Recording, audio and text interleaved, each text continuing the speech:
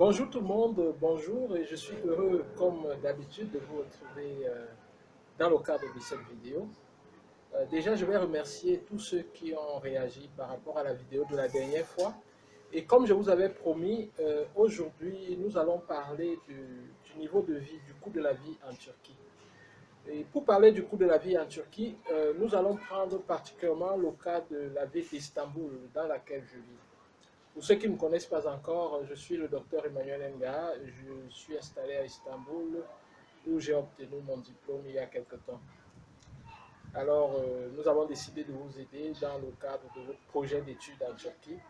Et c'est la raison d'être de cette chaîne, du moins c'est l'une des raisons d'être de cette chaîne, parce que nous faisons plusieurs autres activités que nous allons partager de temps en temps ici. Déjà, je m'excuse, j'ai annoncé la vidéo depuis, mais j'ai eu quelques soucis techniques parce que j'ai voulu la faire un peu plus pédagogique, mais avec des outils informatiques. Mais bon, voilà, qu'à cela ne tienne, nous allons la faire simplement comme ceci et la prochaine fois, ça serait plus détaillé. Voilà, déjà, je vais vous dire que tous les coûts que nous allons prendre ici, nous allons considérer que 1 dollar est égal à 560 francs CFA. Donc, nous allons parler des coûts en dollars et nous pourrons convertir en francs CFA. Et vous verrez que la parité que nous avons considérée, c'est 1 dollar égal à 560 francs CFA. Voilà, c'est parti. Dans les coûts, le coût de la vie, c'est en quelque sorte comment je peux estimer mes dépenses par rapport à mon standard de vie. Et chacun son standard de vie, c'est la raison pour laquelle le coût de la vie peut varier d'un individu à un autre, même s'il se retrouve dans le même écosystème. Donc je vais beaucoup plus parler de ma propre expérience et en fonction de cela, vous allez ramener les estimations à vous et à la manière dont vous vivez. Premièrement, pour parler de coût de la vie, il y a des charges fixes, par exemple comme la location, les factures. Bon, pour l'alimentation, les déplacements, le shopping, ça peut varier. Mais par contre, la location et les factures, ça varie très peu en fonction de l'individu. Alors ici, nous allons commencer par parler de la location. La location à Istanbul, pour un étudiant, vous pouvez trouver un immeuble en colocation, vous pouvez trouver une chambre dans un immeuble en colocation. Ça peut vous revenir en dollars à 125 dollars en moyenne.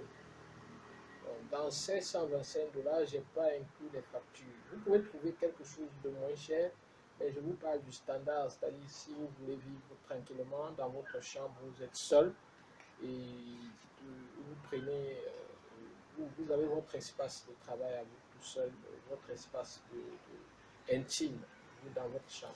Par contre, si vous partagez une chambre avec un camarade, les coûts peuvent véritablement chuter, peut-être se diviser par deux. Donc, c'est à vous de voir. Donc, ça peut être 125 dollars, ce qui donne 70 000 francs CFA. Par contre, les factures, dans les factures, il faut savoir que ici, en Turquie, lorsque vous vivez dans un immeuble, il y a l'entretien du couloir, l'entretien des escaliers, l'entretien de l'ascenseur, les lumières des couloirs et tout. Ça se paye mensuellement chez le concierge. Et ça, on appelle ça AIDA. Dans mon immeuble ici, nous payons le AIDA à 35 télé, ce qui fait environ 3500 francs CFA. En dollars, vous allez aller chercher dans les 6 dollars comme ça, là, je pense bien. Donc, 6 à 7 dollars. Bon, vous allez voir. Donc, voilà, cette AIDA-là s'ajoute dans les factures. Pour le téléphone, vous allez environ dépenser 10 000 francs pour le téléphone chaque mois. Un Wi-Fi illimité et très bonne connexion. Pour l'électricité vous allez être dans les 35 télé, c'est-à-dire environ 7 dollars, comme je disais tout à l'heure, 3500 francs CFA.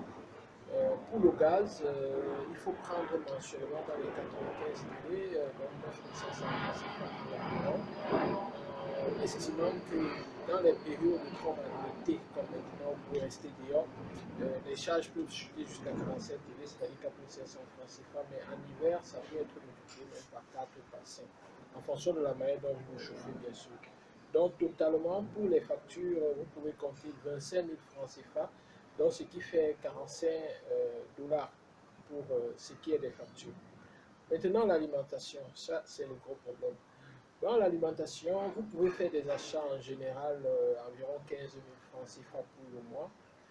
Si vous mangez au restaurant universitaire, en supposant que vous mangez, vous prenez un plat de 3 télés, c'est-à-dire 300 francs CFA par jour au restaurant universitaire.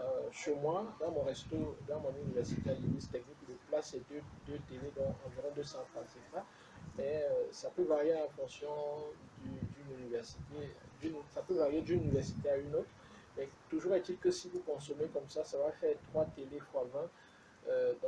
Ça fait 3 fois 20, ça fait dans les 60 télés le mois, environ 6 000 francs CFA pour l'alimentation si vous mangez au resto universitaire chaque jour. Donc maintenant, inclus les week-ends, pour avoir un plat dans un resto simple, vous pouvez dépenser 20 télés, donc environ 2 000 francs CFA, ce qui fait que si vous mangez 30 jours dehors, c'est-à-dire en journée, je ne compte pas les déjeuners puisque vous pouvez manger le soir, ça va vous faire 20 télé fois 30. Vous pouvez compter 20 fois 10, ça fait 200, fois 3, ça fait 600 télé, donc environ 60 000 francs CFA. Vous voyez un peu que le budget est énorme.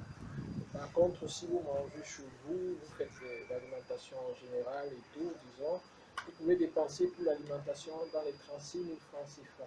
Tout frais, euh, tout frais inclus, comme on dit en anglais. Donc, ça fait environ 65 dollars. Pour les transports, en tant qu'étudiant, vous avez droit à une carte de transport. Vous pouvez prendre un abonnement mensuel. L'abonnement mensuel pour la carte étudiant, c'est 40 télé, donc 4 000 francs CFA pour le mois, à Istanbul. Dans les autres villes, je ne saurais me prononcer parce que ça varie en fonction. Par exemple, à Istanbul, c'était dans les 80, c'était pratiquement le double, mais après les élections en juin, c'était une promesse électorale et puis ça a chuté de 50%. Donc voilà, donc en tant qu'étudiant pour le transport, vous pouvez dépenser environ 6 000 francs chaque mois, ce qui est l'équivalent d'environ 11 dollars en fonction de nos taux de conversion que nous avons appliqué. Pour le shopping maintenant, c'est quoi? J'aime bien dans le shopping les achats que vous pouvez faire en passant, vous voyez un veste qui vous plaît. Moi j'aime bien m'habiller en veste, donc quand je vois des vestes, des belles vestes, qui sont belles, et puis je ne résiste pas. J'aime bien prendre des vestes, donc de temps en temps, vous pouvez avoir besoin d'acheter des chaussures, avoir besoin d'acheter des chaussures, acheter des vêtements. Donc, ceci étant, si vous le faites le shopping, vous pouvez estimer en fonction de votre âge d'achat. Moi, j'ai estimé environ 10 000 francs chaque mois parce que oui, j'achète des vestes, mais pas chaque mois, sinon je serais inondé des vestes. Donc, on peut dire que si je dépense en moyenne 10 000 francs dans 100 télé par mois, dans 20 dollars, disons, 18 dollars, donc ça va faire 10 000 francs chaque mois, donc 18 dollars pour le shopping. À cela ne tienne, euh, dans les divers, j'ai mis tous ces petits trucs que vous pouvez acheter. Le pain, c'est 1,25, donc environ 125 francs CFA. Les tomates, ça se vend au kilo. Ça peut être deux télés, donc 200 francs le kilo. Généralement, les choses, l'alimentation, c'est bien moins cher, bien plus moins cher qu'au Cameroun, sur certains denrées, bien plus moins cher que dans certains pays africains que j'ai effectivement visité. Donc, au total, votre budget mensuel peut se lever à, après avoir additionné tout ce que j'ai fait là, vous pouvez avoir besoin de combien 167 500 francs CFA chaque mois pour vivre normalement en tant qu'étudiant. Donc, ceci étant, vous pouvez, en dollars, ça va faire environ 300 dollars chaque mois. En euros, ça fait 260 euros en moyenne. Donc voilà, votre budget mensuel pour vivre à Istanbul doit être d'environ 300 $ chaque mois pour vivre normalement, moyennement, comme un étudiant.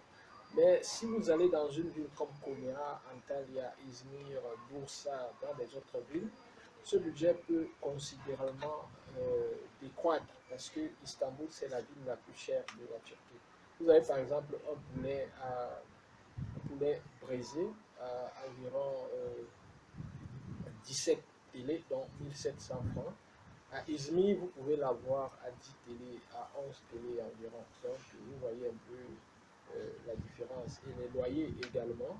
Je vous ai dit ici, vous aurez à dépenser dans les 6, vous aurez à dépenser pour le loyer, la location de votre immeuble dans les 600 télé, 125 dollars environ. Donc, par contre, si vous êtes à Izmir, vous pouvez dépenser 300, pratiquement la moitié en colocation.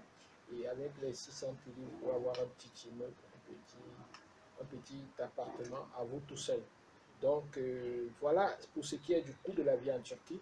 J'attends vos questions et abonnez-vous à la chaîne. J'attends vos questions. La dernière fois, beaucoup ont préféré me poser des questions, en particulier à travers le téléphone, à travers des emails. Et il est aussi mieux de commenter les vidéos, de poser des questions en bas. Ainsi, lorsqu'on va répondre, plusieurs personnes n'auront plus besoin de poser des questions parce que elles vont simplement lire, ces personnes-là vont simplement lire les réponses et elles seront satisfaites. Ok, je vous dis bye et n'hésitez pas à me contacter pour vos projets d'études en Turquie, quelles que soient vos questions. La prochaine fois, ne vous inquiétez pas, j'ai eu des questions également sur les jobs étudiants. La prochaine fois, nous allons aborder ce thème-là. Comment est-ce que vous pouvez euh, pour faire euh, des revenus en étudiant en Turquie? Là, je vais parler aussi, bien sûr, comme d'habitude, de ma propre expérience parce que en Turquie, lorsque je suis arrivé, j'ai quelques mois après, j'étais dans le comité d'organisation d'une foire, c'était Futuralia. Ça s'est très bien passé et j'ai eu à recruter des étudiants, nous avons fait des interviews. On avait besoin de près de 100 étudiants qui pouvaient faire l'interprétation et c'est moi qui avais géré ça. Et après ça, j'ai eu à travailler avec déjà 3 entreprises. Donc, je pense qu'à travers mon expérience, j'ai travaillé pendant que j'étais étudiant.